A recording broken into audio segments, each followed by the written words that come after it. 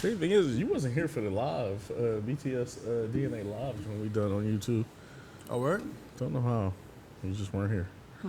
What's up, Army? Welcome back to Redemption 46 Studios. I'm Nick. I'm Nick. I'm Nick. I know the vibes. Y'all seen the picture. Y'all seen the thumbnail. Y'all know why y'all here. BTS DNA. Revisit for me and Keith. New video for Julio. God's here. Iconic, just like the Redeemers. To become a real Redeemer, hit that subscribe button. You'll love it here. Also, for more content like this, jump on the Patreon. We got some new BTS content up on there today. There's a lot of JK stuff is going to be up on there. We just had an open discussion, one of our first up on there too, to talk about him and his album. Shout out to, I think it was like Reese and Army, not Army probably, and I think a couple other people who had some nice, really some soliloquies, if you gather, about like a nice JK. few theses, if you will. Not really, just some insightful stuff, and that's the whole point of the YouTube and the whole point of the Patreon. Honestly, is for this to be a safe place for us to have a dialogue and be able to learn things from each other, put each other on new content and just new information, and not be judgy. Yeah, and I love that for us. Yeah, so it's a good place to be. Nah, real shit. Without further ado, we can jump into DNA.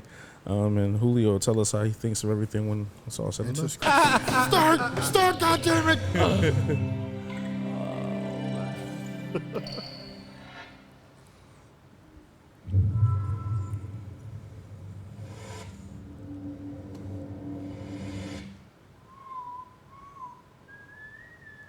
Whistle beat.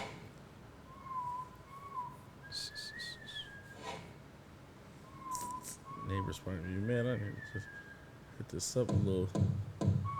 Okay, it was loud already. Must be obnoxious. The song is poetry. Shit. Fuck with it already.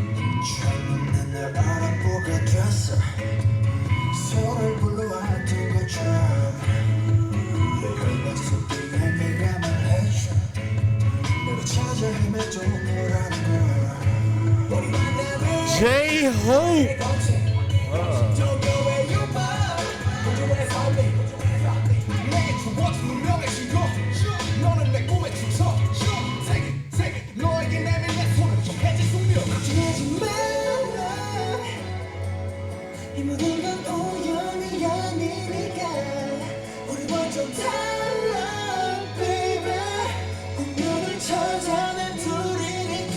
It's the cotton candy hair.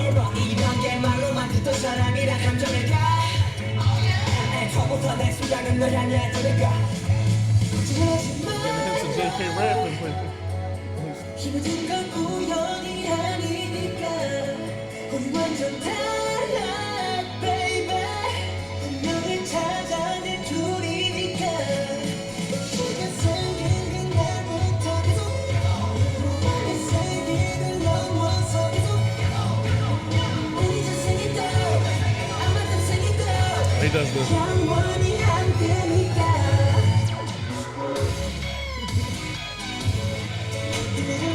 Shit.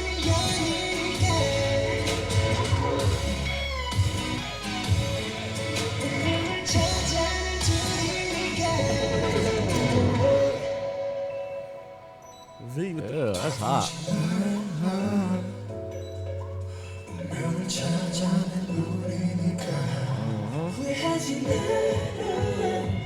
So fucking iconic. Don't do it to.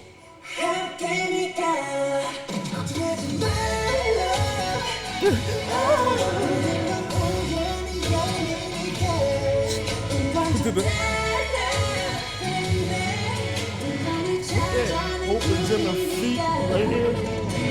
That's what's in there. Shit. J-Hope didn't have to.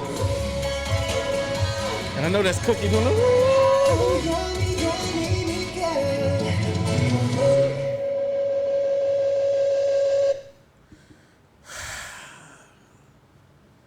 She was fired, man.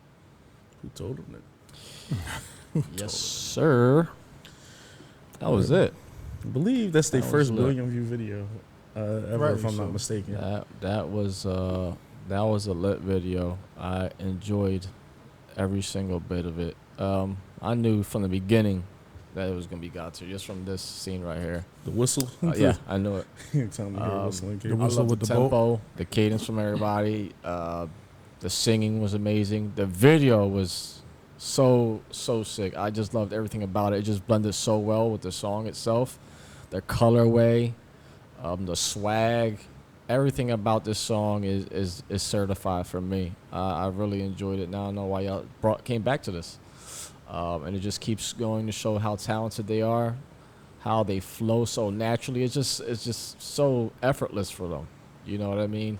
The footwork was everything in here for me. I love the choreo. It was so sharp. Coming in and out of every scene like that, it was amazing. It was visually pleasing from every scene for me. And I didn't see nothing bad at all in this video. So everything in here was amazing. Shout out to them. This was another banger. Definitely certified for me. It's a toe tapper for me. I fuck with it heavy. It was just visually pleasing. I can watch this again. I really enjoyed this. So appreciate y'all putting me on to this. This was fire, for sure. I agree 1,000% with everything you said. I think that this hits on every level and executes at an elite level on everything. The line distribution on here is amazing. I feel like everybody gets an opportunity to kind of eat or have kind of one of those moments, not only via production, but also via MV. Like you said, the color palette to me is just like so just like dope.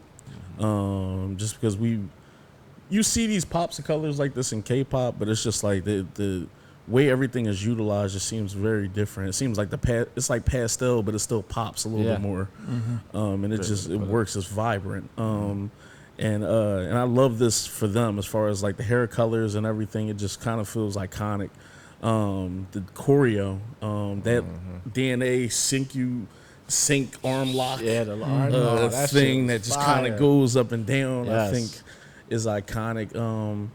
These and Keith, we used to talk about this a lot. Those videos where if we were reacting at the time or we're Army, I'm pretty sure like this fucked the K world up. Yeah. Like whoever thought they were dropping this year, whoever thought they were getting a Daseng, whoever thought like they joint was it when this dropped. You had to think twice. Yeah, a lot of studios was like, "Yo, the other comeback guys just dropped tomorrow." We gotta too. wait. Like I'm pretty sure like the world was on alert when this dropped, and it feels like a moment, and it's iconic. Outside of that, like I think the song is poetry. I love essentially the whole like our love is like deeper than destiny. We're bound to each other. We're essentially like DNA. It's just poetry. It feels like something, if you're trying to be slick and like text a significant other, to rizz up a little bit. I kind of can see. Look at the gym moment. That's iconic. The slide. Then The reach out. like they knew what they was doing and shit. It's a lot of moments on here, and some. I think that's what's hard for like a lot of groups to do when you have like not only those moments on the track, but those moments on the MV and just like the visuals and everything. This is excellent. I wouldn't be surprised if most people have this in their top 5 or top 10. Love it. I don't know if there's much to say. I think because like this is something that we've talked about a lot off camera, and even probably every now and again on camera. And I just don't want to like keep repeating myself, but like this is definitely a classic track.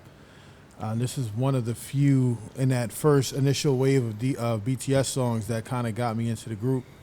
You know, between this, Save Me, Fake Love, you know what I mean? What was it, Black Swan, like Make It Right. Just those sort of songs that kind of initially pulled me in and showed me that K-pop wasn't necessarily what I thought it was when I would peek my head in every now and again years prior. And this was something different, and this was something that was kind of missing from the American music market because boy bands were going. They've been going since, what, the early 2000s? Well, at least anything we've been listening to, because Mindless Behavior might have been out. Yeah, I can't tell you one Mindless Behavior song, to be truthfully honest. Not a one. But you know what I mean? Like, this kind of brought back, again, and I say this all the time, music that I loved to hear when I was younger that they don't make anymore. And it's done with respect, and it's done with care. It's not done as a satire. It's not done as a joke. It's not done to cash in. It's done with love and actual effort put into it. These lyrics, the production, everything, the choreography, it's all done with care and, you know what I mean, dedication and love for the craft. You know what I mean? You could see that. I'm here for it. You know, the outfits was on point. The video, again, color palette was super bright, but on point. You know, I'm again repeating everything that's already been said. This video was just fire. Yeah, even those looks, man. Like this, those are a lot of iconic looks, man. V really did his thing too. That standout. Looking like young Sephiroth. Yeah, like that. It really was some moments, man. Like I said, I love Jen kind of starting the whole kind of them sliding in front of the camera, John. I love that Suge cadence too. That I want like we got a little bit of JK rapping with a back and forth with Suge on here as well. This is really good, man. I just feel like this it utilized all their talents so well, and it just was a good blend and a good way it kind of like summarized and everything.